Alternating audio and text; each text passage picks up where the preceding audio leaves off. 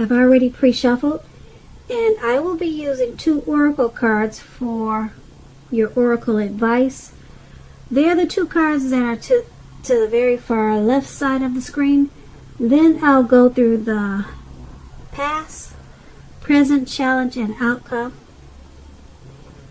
So, Sagittarius, we have I let go of the shadow of the past by seeing someone for the first time with the eyes of love. And then we have presence. On the flip side of the presence card, it says bring your mind into the present moment. Now is truly the only place to be. So, what these 2 cards are basically saying is that when you let go of the past, or there could have been a situation or a person that you finally let go of, and it was a great experience to release this person, because the first time, it was the very first time that you could actually not despise that person or resent that person, but for the first time you could actually see this person with the eyes of love, instead of hating them for any mistakes they made. And who knows what happened, maybe you got forgiveness, or maybe they forgave you, but it was a relief to finally let go and feel love for whatever person that you were dealing with. And being that presence is your other oracle advice, this experience, it brought your mind into the present moment, and you realize that now is really truly the only place to be, and it was the best place for you to be, and you knew that letting go of a situation was the thing to do. So that is your oracle advice. So let's move on over and take a look at the recent past. Now we have the High Priestess, and then we have the 3 of Cups. So with the High Priestess, it's a very spiritual card. It could have some sexual overtones. It can mean that you're in a phase where you could have been, in the recent past, you could have been more physically attractive to others. Now this card is tied to the moon, to femininity, to inspiration. This would have been a time to rely on your intuition and your inner knowledge rather than your conscious mind or intellect. It would have been also important for you to pay attention to your dreams at that time. So keeping a dream diary or a journal would have been a good idea. Now, when you're asking questions about love and relationships and you get the High Priestess, it's a magical, mystical time for love, for anyone interested.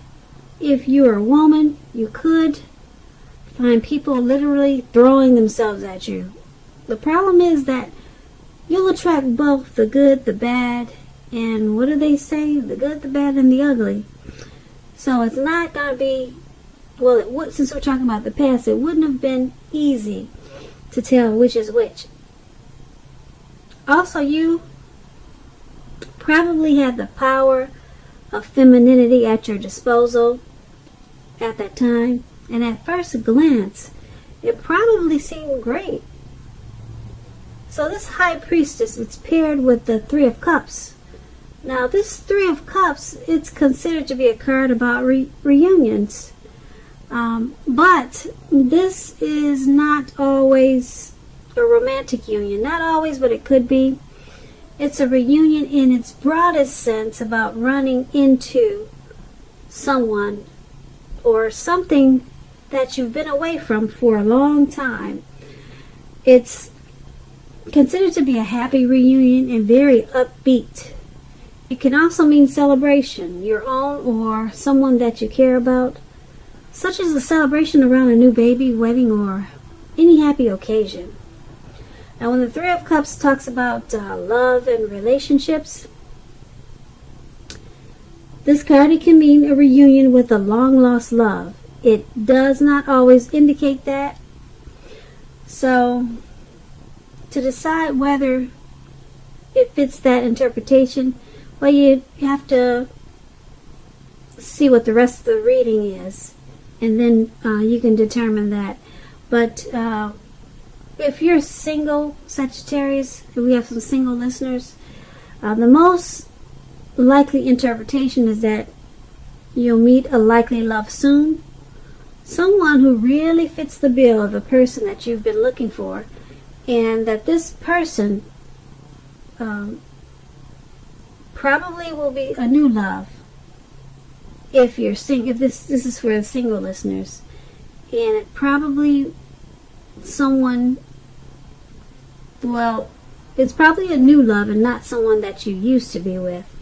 Once again, that part is only for singles. So if you're not, well, I guess you would be single, but this card is about rejoicing, happiness, friendship. Okay, so with these two cards paired together for your recent past, we have the High Priestess and the Three of Cups. And they're basically saying that this High Priestess could be someone that was coming toward you at that time, or someone that you knew, or it was just basically a magical, mystical time for love for you, and a lot of people were attracted to you in the recent past. And with that came along probably more than one reunion, a lot of get-togethers, and a lot of celebrating. People were drawn to you, they were attracted to you, and you were probably invited to a lot of different events and occasions, happenings, and a lot of affairs of different types. So it was a time of rejoice, happiness, and friendship in the recent past. So let's move on down to the present time. We have the Queen of Cups, and then it's paired with the Lover's card. Now, this Queen usually indicates a woman who will be very helpful to you at this time. She reminds us to bring love and compassion to our work, and that's possible even if we work in a factory with objects all day rather than people. Also, things are probably better in your working world when this card appears in your reading. It's probably better, much better in your working world than you're realizing. Now, this Queen of Cups is paired with the Lover's card. The Lover's card is associated with the astrological sign of Gemini, the twins. It's possible that you're feeling ambivalent about a relationship or a situation in your life. It could be that your heart is telling you one thing and your head is telling you another. The thing to do is, within the bounds of your morality, is to follow your heart. Some people say there are only two modes that any of us are operating under at a time, and that's fear or love. So when you get the Lover's card, it's pretty much saying that it's safe to choose love. So with these two cards paired together for your present time, the Queen of Cups and the Lover's card, there's a lady, a woman, could be your mother, could be the person that you're dealing with, could be your sister, a relative. She's very loving and compassionate. That's her energy. Okay, and like I said, she's either coming towards you or she's already there in your life. And it's paired with the Lover's card.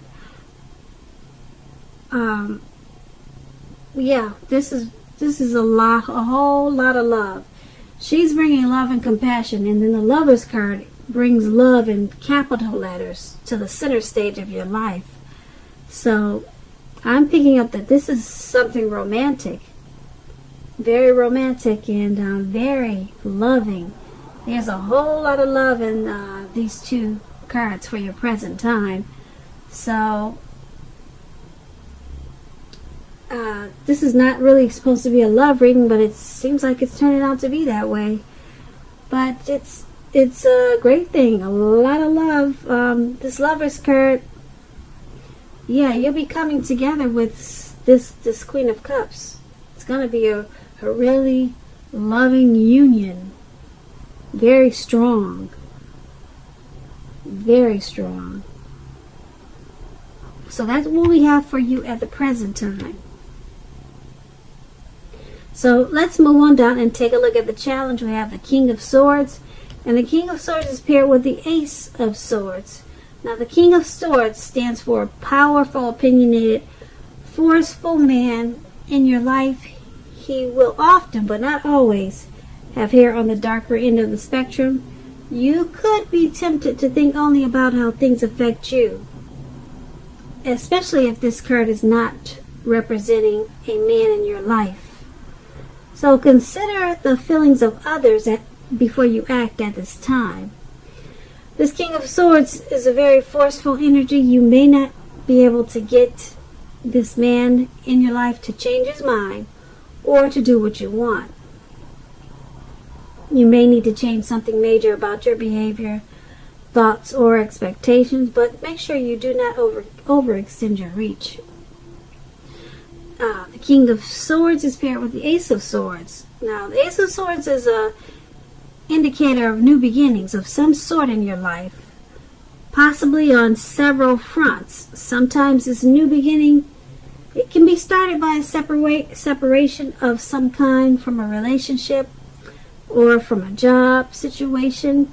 Just know that as anxiety producing as such a new beginning can sometimes be, that underneath it all is good beneficial energy that's getting you to where you want to go.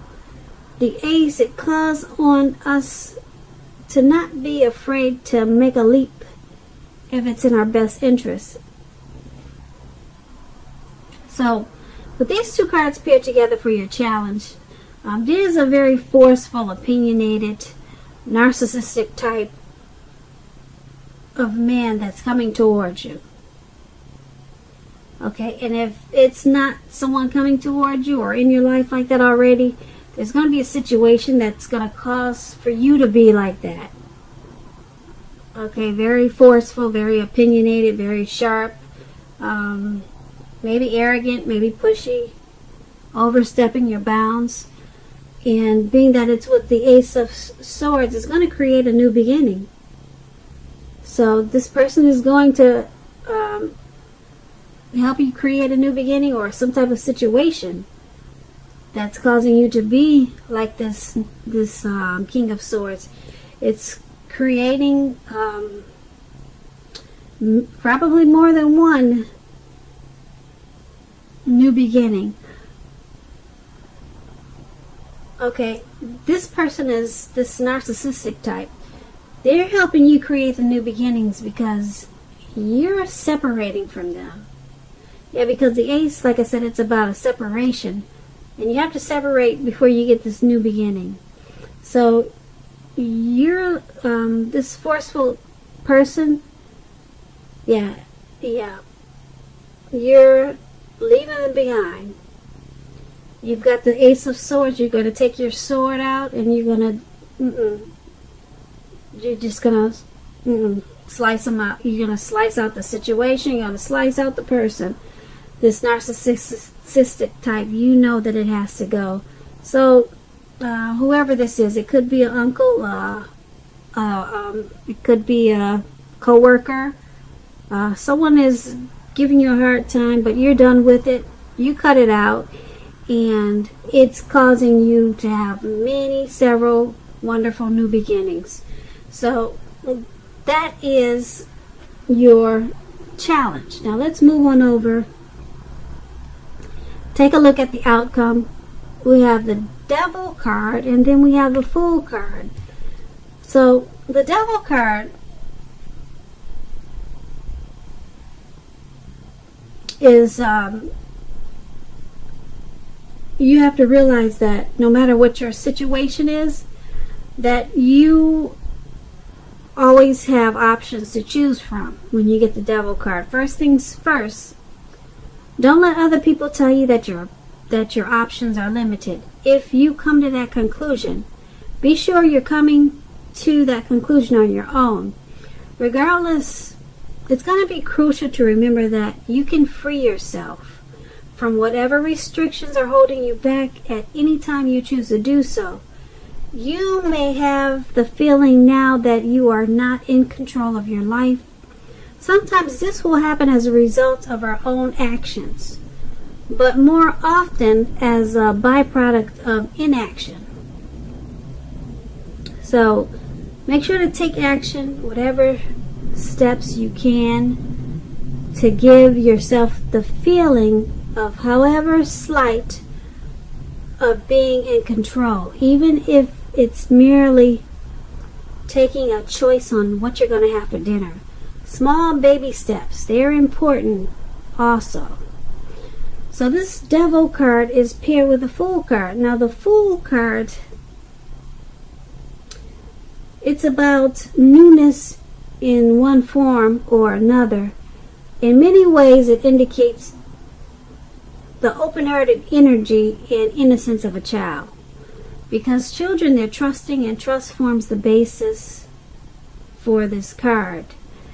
This is generally a positive card in the tarot. It's positive. It's about taking a leap. So it's positive. It's an important time to be sure that you're looking where you're going also. Because if you're trusting yourself to take a step into the unknown, that's one thing. But if you do so without any thought whatsoever, it could be a big mistake. Just like you see in the picture there, he's taking a leap without any thought whatsoever, and he's about to walk off into the, who knows, Atlantic Ocean. So yeah, you got a childlike energy and you're ready to take a leap, but try to pay attention to what you're leaping into.